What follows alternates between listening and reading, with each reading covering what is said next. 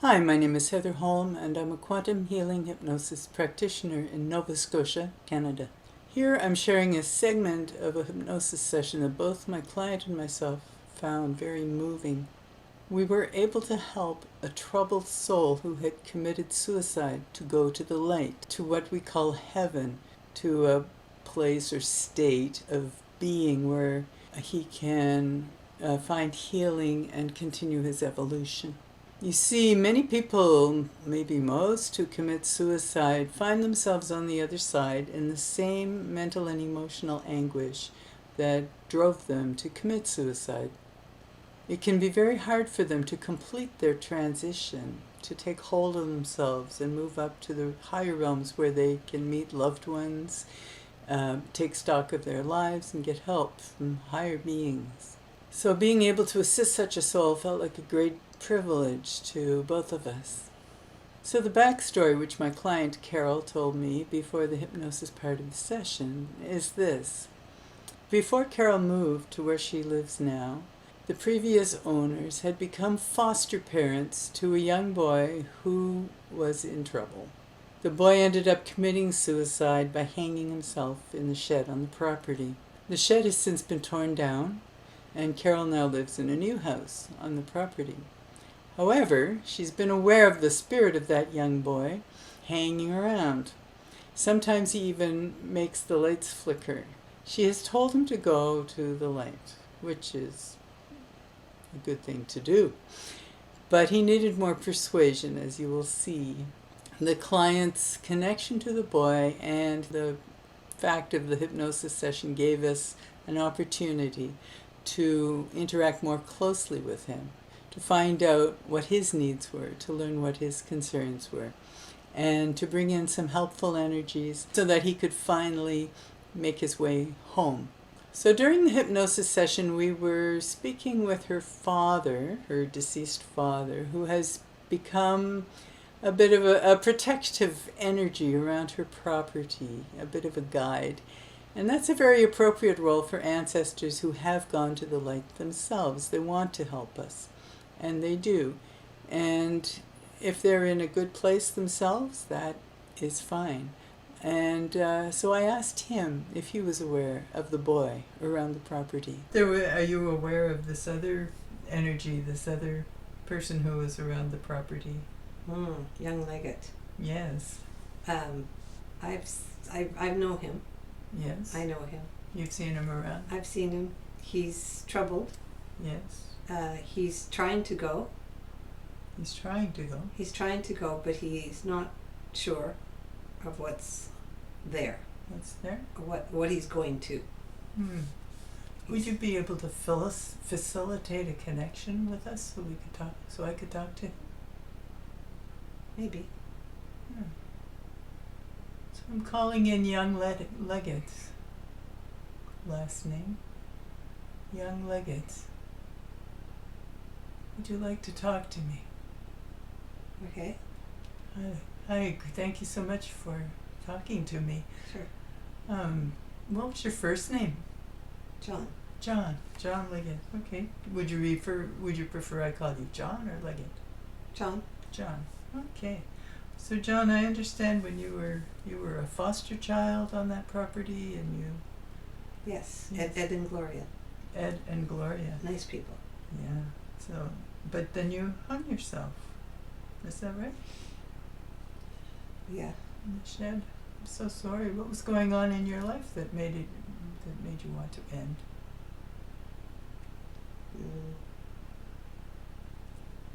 A lot of trouble. People didn't want me. My family didn't want me. Tried some drugs. Drank a lot of booze. Nothing helped.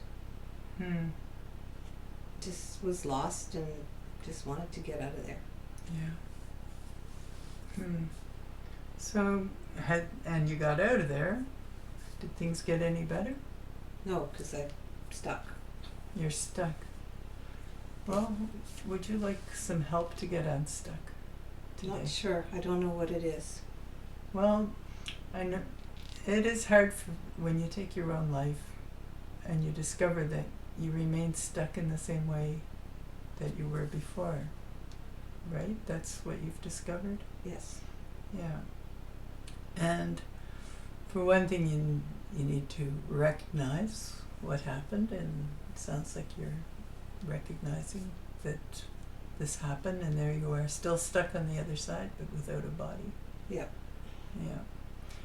But there is healing available. There's help. It's not punishment at all. There's no punishment. There's no hell. It's all about healing and love. See, I don't know if I deserve that. Yeah.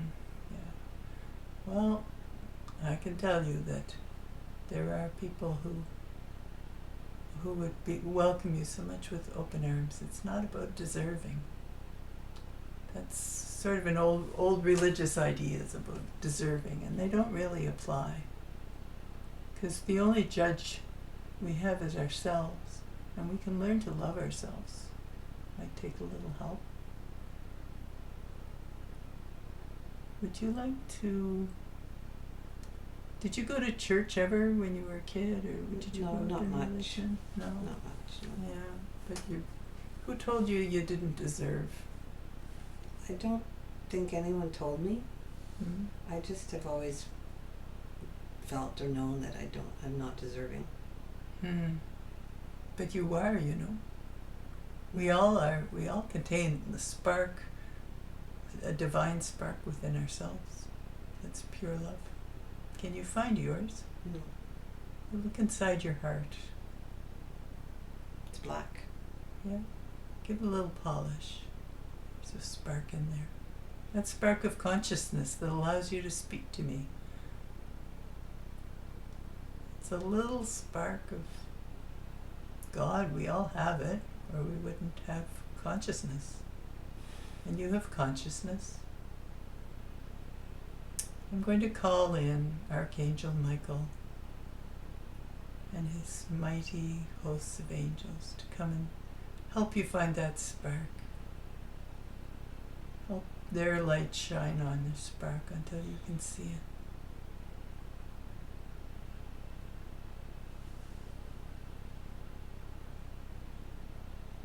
Shine the light on you so you can find your spark. Just allow the angels to shine their light and light up your... I don't know angels. No? How about Archangel Michael? He looks like Jesus. So you know Jesus. I know of him. You know of him. Well, Jesus loves all of us. Jesus has a beautiful, soft, loving energy. I remember the song. Jesus loves me. Yeah. Jesus loves me, this I know, for the Bible tells me so. Little ones to him belong. They are weak, but he is strong. Yes, Jesus loves me. Yes, Jesus loves me. Yes, Jesus loves me. The Bible tells me so. Nice. Can you feel that? Look in your heart again. See if you can find that spark that responds to the feeling of love from Jesus. Sure. I'm going to call on Jesus to come. Yeshua, Jesus, our brother, come and shine your love on this John.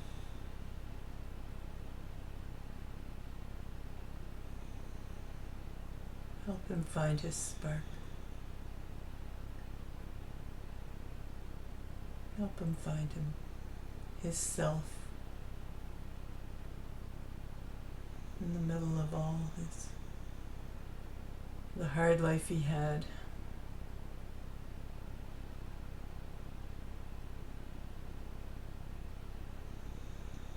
Help him see the reflection of the love of Ed and Gloria. were kind.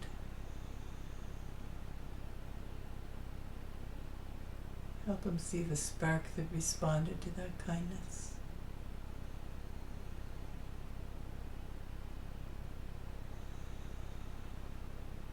So that he can know himself to be the child of God that he is, for every life is important. And John Leggett, you are important too. You are part of the universe. You're no less important than anybody else.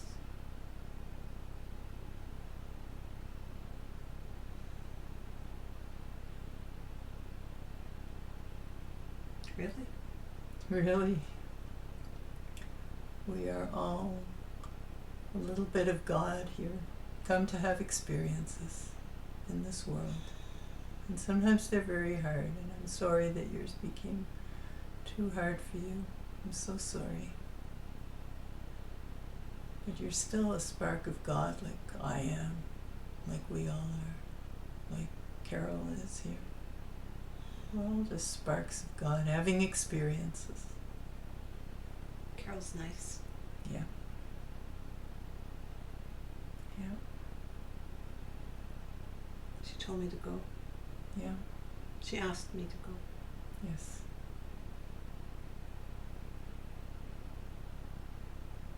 Because if you go to the light, you can heal and continue your evolution and grow and expand.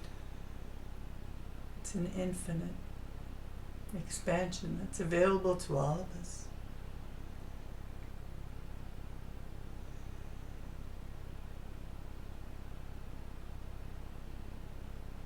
It's nice here. Yeah.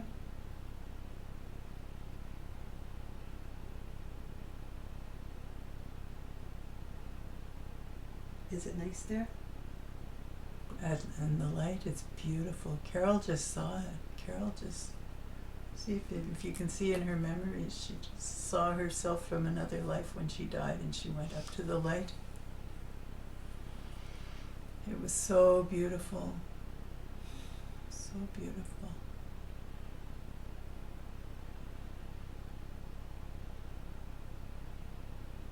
And the life of Mary, Mary had a hard life.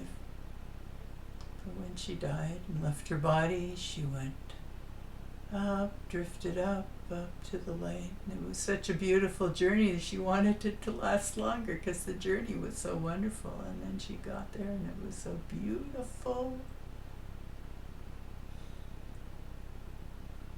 That sounds nice.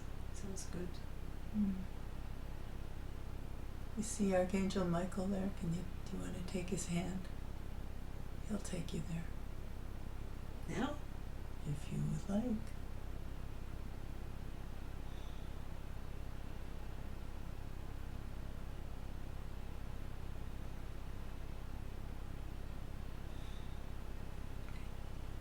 Okay.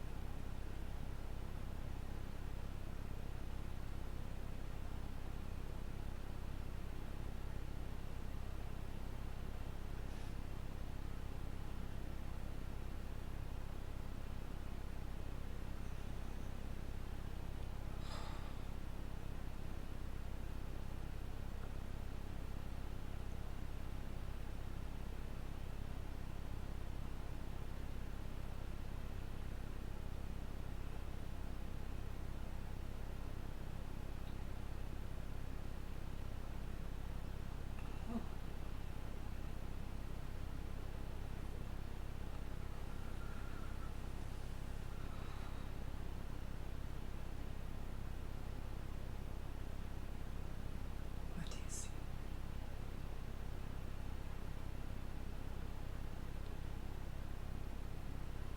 Blue.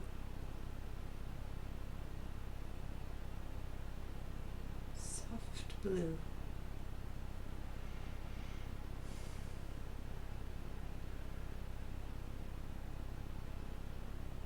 I hear for us. Mm.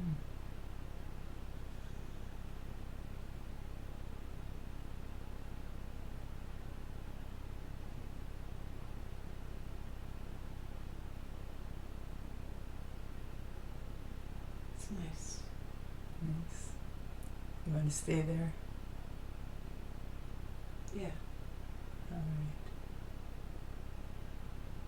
I like it here. You'll make friends. You'll find old friends.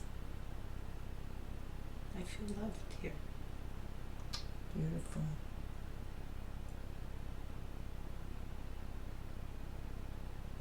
Thank you. You're so welcome. May the light of the universe always accompany you. Okay, we'll leave you now in the hands of all those beautiful people up there. All right, bye now.